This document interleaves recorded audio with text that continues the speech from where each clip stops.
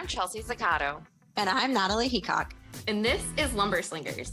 Each podcast, we will be bringing you relevant and useful industry information, including interviews with top lumber professionals and discussion of current events in the industry. Whether it be lumber grading, industry and market trends, or who's who in lumber, we hope to extend your current tally on industry knowledge.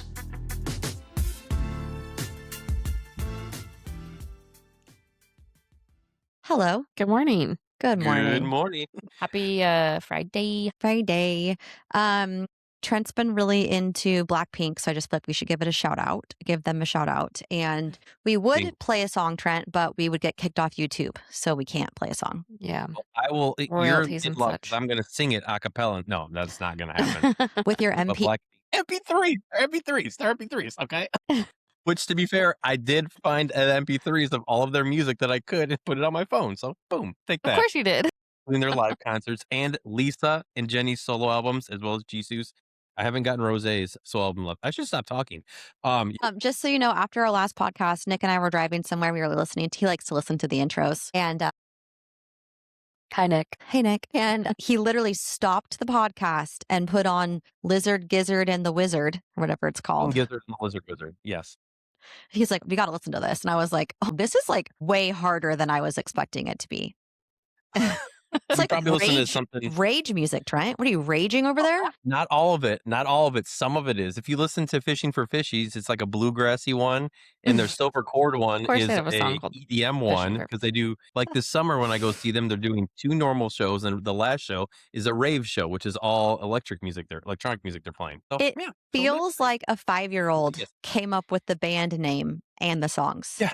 Fishy Fish, what'd Yeah, you well, call they- it? Which one? Fishing for Fishes? Fishing for Yeah. Fishes. Yes. Well, I mean, they make fun of it there because, like, they were at this live show one time. They're like, our band name is King Gizzard and the Lizard Wizard for some reason.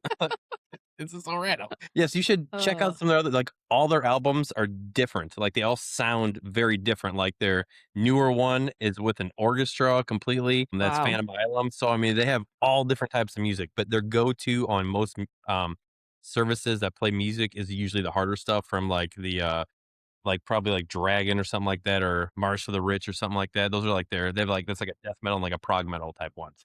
Is this like similar genre to Fish? No, not at all. But I mean, they get grouped in at times with similar fans, but yeah, much different music, much Okay. different. Because Fish is more laid back and like they're like Grateful Dead. Shout out to R.I.P. Bob Weir.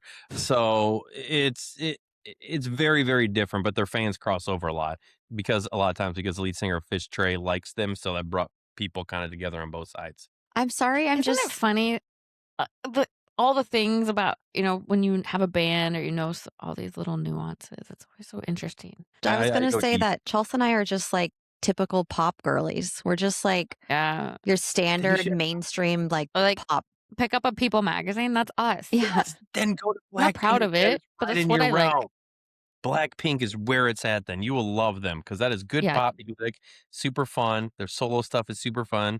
Lisa and Jenny's, like I said, solo stuff is my favorite. They're pretty fun. Like Mantra by Jenny and Like Jenny are great songs. The music videos are awesome because it's like when I was growing up, they have music videos for like all their songs, which makes me happy because you don't see music videos as much anymore. So seeing them with all these I know. crazy coordinated dance moves, Did it's you guys awesome. know MTV stopped? They Yeah. Yeah. quit this year. They're done.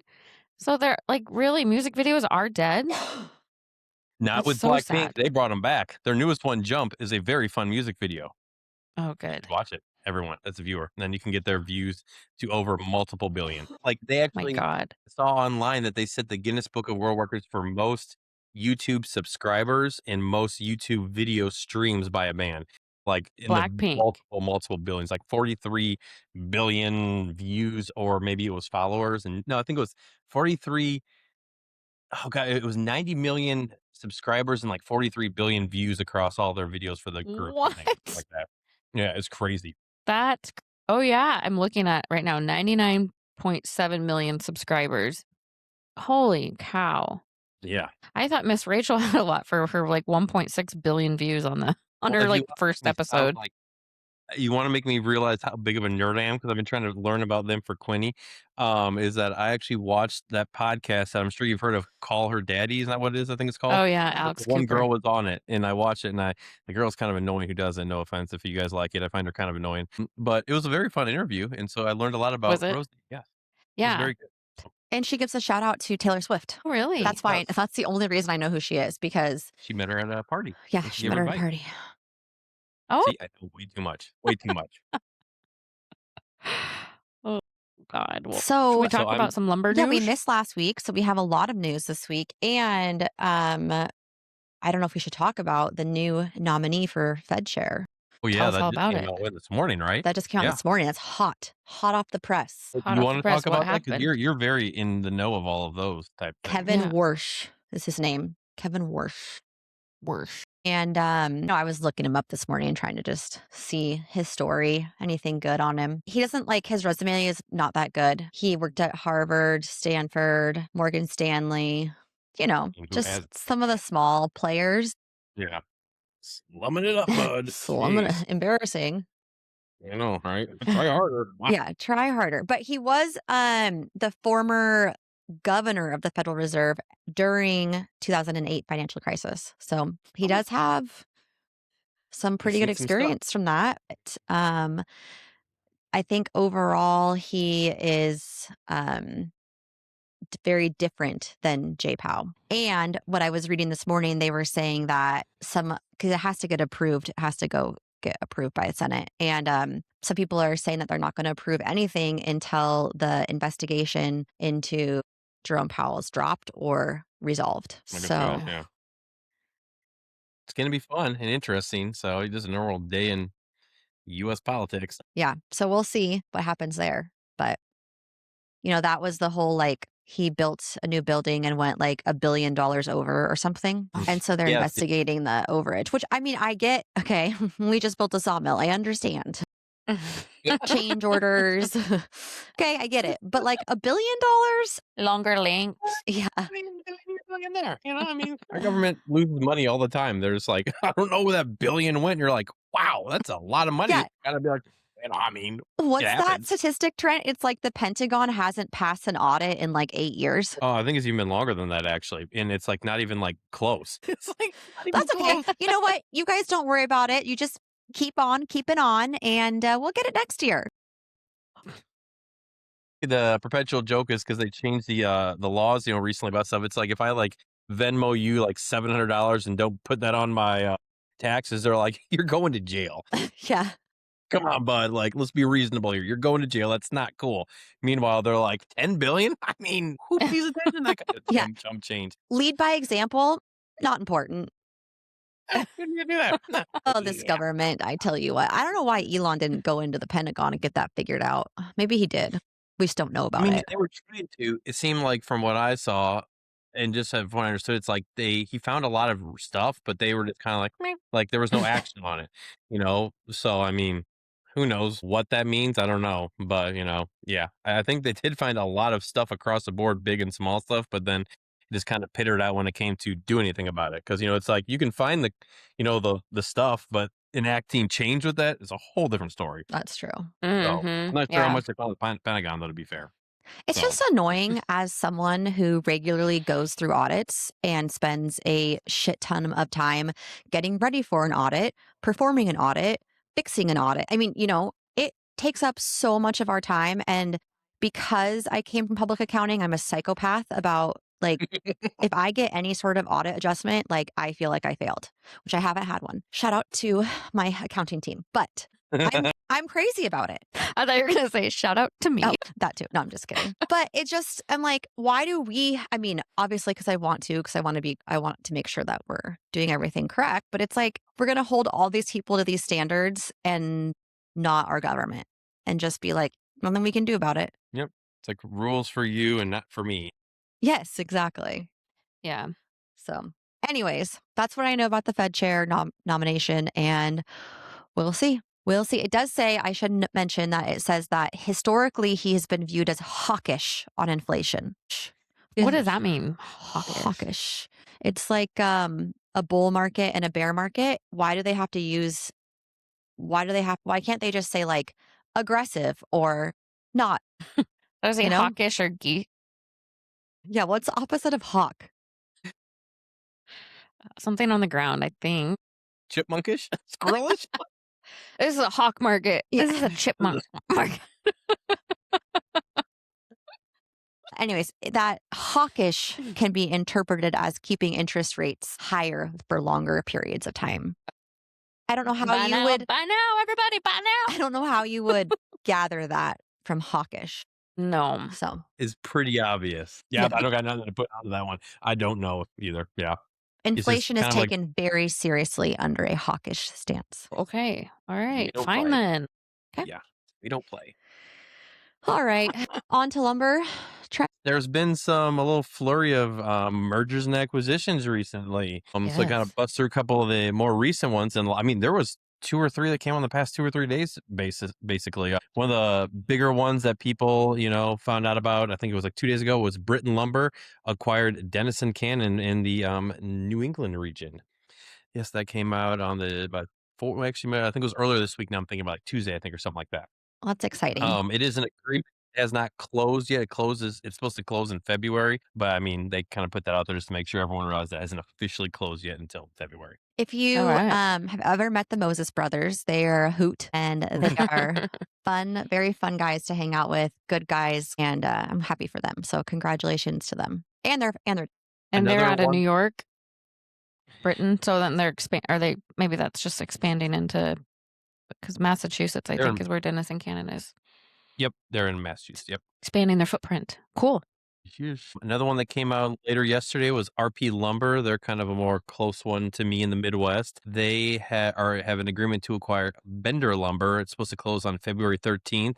In Bender, I'm blanking on the exact number, but I want to say they have like 8 locations. Yeah, 8 locations.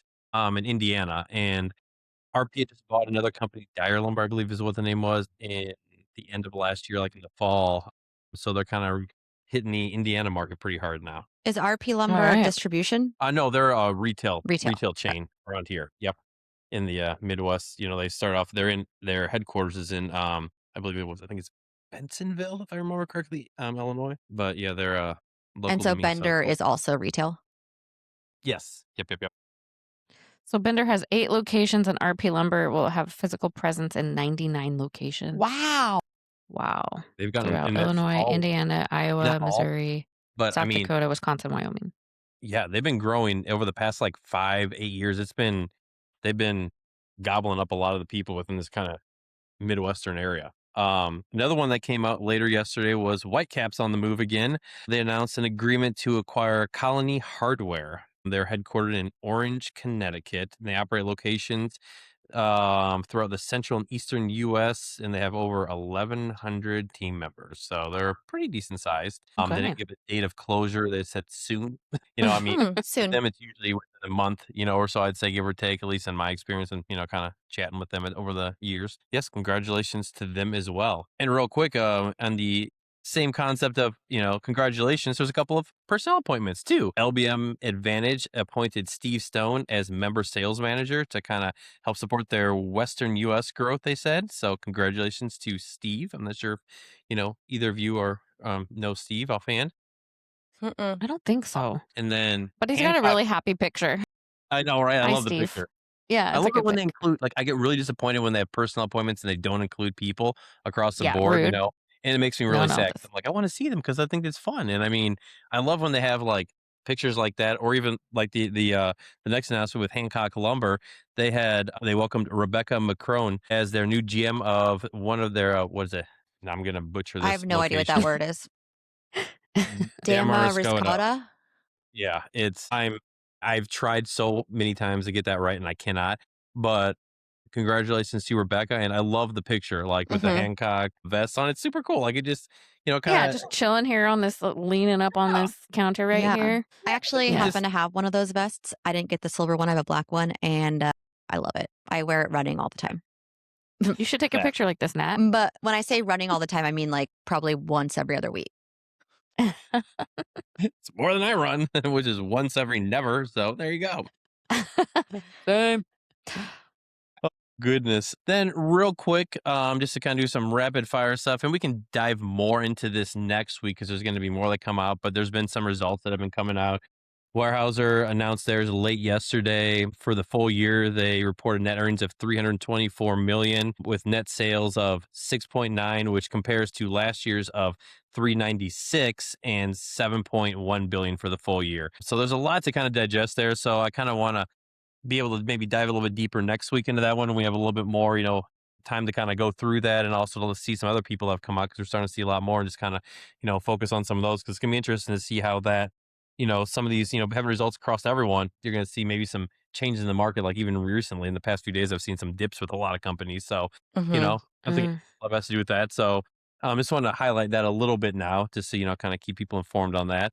And then going back to kind of some of the normal stuff, Freddie Mac, they announced the 30-year fixed year. Oh, sorry. I looked Ooh, at the mixed wrong rate. word. I want that kind. What's that? Fixed rate. I know. Fixed rate. Does that average it down? 6.1. So pretty much still on target. Close. Last week, 6.09. We need to get below that 6 mark just to make me feel good. I'm going to buy a house when that happens. I'm just kidding. I'm not. Right. We've just been talking about it so much. Yeah. It just needs to happen. Mortgage applications, because there hasn't been any more, a lot of recent change. They have not been going up as much as I thought they would. So they actually decreased by 8.5%. But that's also for the week ending on the 23rd. And that also has an adjustment though for Martin Luther King Day. So, that can throw things off a little bit. So it'll be interesting to see what next week's is. And also we should mention that the Fed held rate study this week. They met on Wednesday and that was that. Yep. Yes. How hawkish of them. We need like a mic drop. Like, da-da-da-da.